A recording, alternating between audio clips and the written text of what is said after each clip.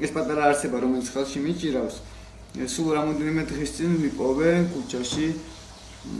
უпроსტოდ ჩემმა ძაღლმა იპოვა ქუჩაში და მას შემდეგ წამოვიყვანეთ სახლში. ნუ ბუნებრივია, რამოდენიმე დღე ვეცადე თქვა ვაჭმევდი ვზდიდი ნაჩემესლო, მაგრამ აუცილებელი იყო ვეტეკიმთან კონსულტაცია. გამოსული არ ვიყავი, როცა უკვე კრიმინალური პოლიციის თანამშრომლება სანაპიროზე გამაჩერეს, ეს უფრო რეპრესიებს გავს, ვიდრე კანონის დაცვას. მიშკა კაჭკაჭიშვილს 3000 ლარიანი ჯარიმა დღეს გამოუწერეს. საგანგებო მდგომარეობის პირობებში დაკისრებულ ჯარიმებს მის მსგავსად არაერთი სხვა დაჯარიმებული აპროტესტებს. ტევე პირველთან მათი ნაწილი ამბობს, რომ კანონის დარღვევა გადაუდებელი აუცილებლობის გამო მოუხდათ. ნაწილი კი ირწმუნება, რომ გაუგებრობის მსხვერპლია. 4 ადამიანი ვისხედით აი ამ პარკში, სადაც ეხლაც ვზივარ და არაფერს არ ვაშავებ და არც მაშინ არაფერს ვაშავებდით. გასაგებია, რომ საგანგებო მდგომარეობაა, მაგრამ ამ მდგომარეობაშიც კი მიღებული კანონი და რეგულაცია უნდა იყოს რაღაც ძალა, რომელსაც სახელმწიფო იყენებს, უნდა იყოს პროპორციული. ჩავედი დედასთან, რომელიც არის 82 წლის და ცხოვრე ორი კური მეყიდა. ფაქტურად ჩემი გვაქვს და წინ და არ მივაქციე ყურადღება. თუ აპირებთ, გადაიხადოთ ჯარიმა, თუ გაქვთ ამის შესაძლებლობა.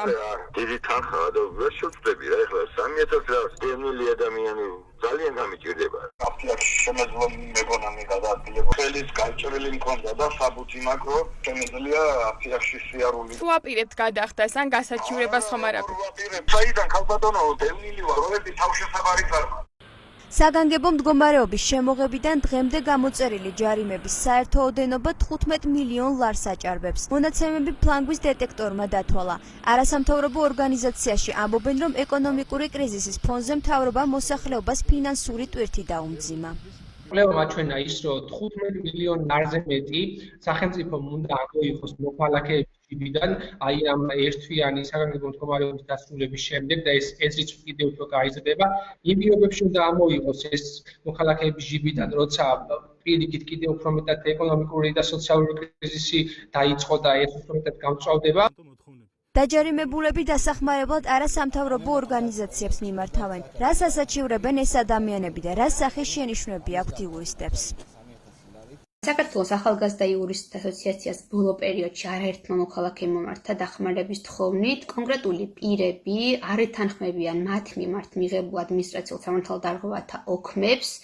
ხო, ნაწილი მათგანი უშუალოდ ფაქტობრივ გარემოებას ან ფაქტობრივ დარღვევას აღიარებს, თუმცა მათთვის არის მიუღებელი და არაპროპორციულად მაღალი კონკრეტული სანქციის ოდენობა. საგანგებო მდგომარეობის პირობებში ჯარიმებთან დაკავშირებით ძირითადად ჩვენ ინფორმაციით პრობლემა არის გამოწერილი ჯარიმების დასაბუთებულობა. მეორე საკითხი ასევე რაც სერიოზულად პრობლემური არის, ეს არის გასაჩივრების პროცედურა. ვადის ათვლა საგანგებო მდგომარეობის პირობებში გაჩერებული არის და ამაზეც პოლიციის მხრიდან როგორც წესი არ კეთდება ხოლმე საკმარისი და ამომწურავი განმარტებები.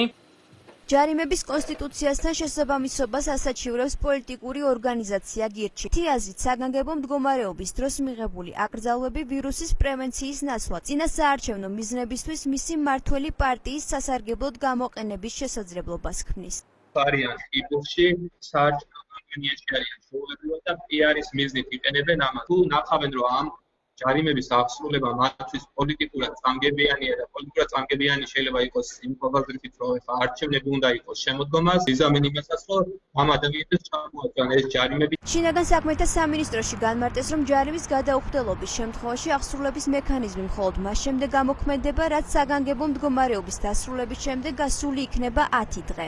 სწორედ ამ ვადაშია შესაძლებელი ჯარიმის გასაჩივრება. საგანგებო მდგომარეობის რეჟიმის დარღვევისთვის ფიზიკური პირი 3000 ლარით, იურიდიული პირი კი 15000 ლარით ჯარიმდება.